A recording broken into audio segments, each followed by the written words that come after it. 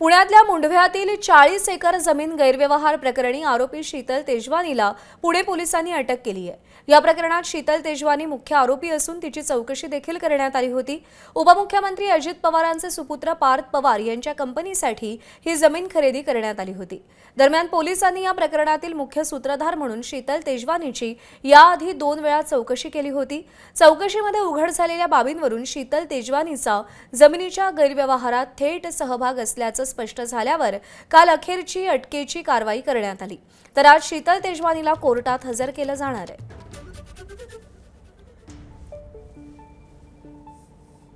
दरम्यान या सगळ्या संबंधात ठाकरेंच्या शिवसेनेचे नेते अंबादास दानवेंनी सरकारला काही सवाल केलेत, पाहूया। पुण्याच्या जमीन प्रकरणात शीतल तेजवानीला अखेर अटक झाली। मुख्यमंत्री फडणवीस आणि बावनकुळेजी या प्रश्नांची उत्तरं जनता मागतीये। जमीन देणारी व्यक्ती असेल तर मग घेणाऱ्या व्यक्तीला त्याच्या पार्टनरला अटक का नाही? पार्थ पवार प्रकरणात कंपनीनं उत्तर देण्यासाठी अजून किती दिवस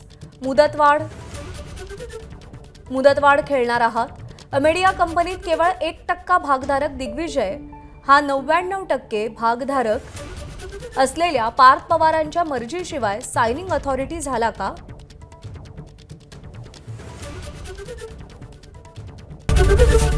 एबीपी माझा, उघडा डोळे बघा नीट।